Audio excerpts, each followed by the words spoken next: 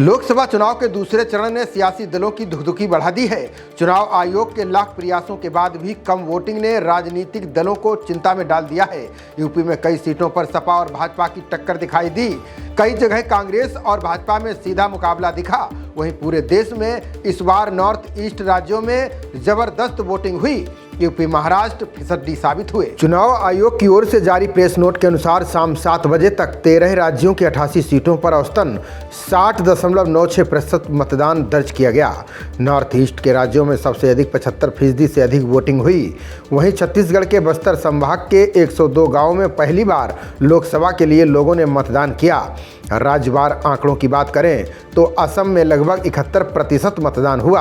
बिहार में 54, छत्तीसगढ़ में 72% मतदान दर्ज किया गया।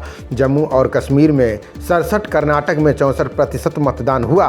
वहीं केरल में 65, मध्य प्रदेश में 55, महाराष्ट्र में 53, मणिपुर में 77, राजस्थान में 60% मतदान हुआ। साथ ही त्रिपुरा में 77, उत्तर प्रदेश में 54 और पश्चिम बंगाल में 71% वोटिंग हुई। यूपी की 8 सीटों की बात करें तो ध्रुवीकरण और जातिवाद का जोर नजर आया। यहाँ पर इस बार गाजियाबाद और मथुरा में बूथों पर मतदाताओं का पग फेरा बहुत कम रहा।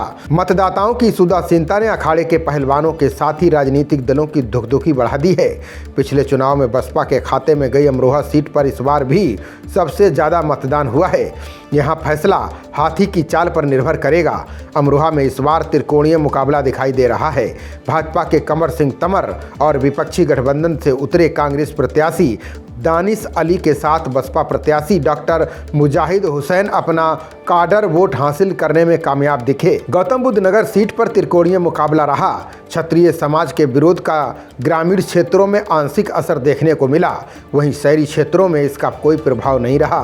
सपा और बसपा में वोटों के बंटवारे का फायदा भाजपा प्रत्याशी महेश शर्मा को होता दिखाई दिया। गर्मी का असर इस सीट पर भी दिखा और मतदाता बाहर कम निकले। शहरी इलाकों की बहुमंजिला इमारतों में मतदान केंद्र बनाने का निर्णय कारगर साबित हुआ। मेरठ में भाजपा और सपा में सीधी टक्कर नजर आई। बसपा के देवव्रत त्यागी का ज्यादा जोर नहीं दिखा। भाजपा के अरुण गोविल को प्रधानमंत्री और मुख्यमंत्री के साथ रालोद की मदद मिली। बागपत में मतदान प्रतिशत कम होने से पार्टियों व प्रत्याशियों की चिंता बढ़ गई है। यहाँ चौधरी परिवार की परंपरागत सीट पर मुकाबला दिलचस्प दिखा।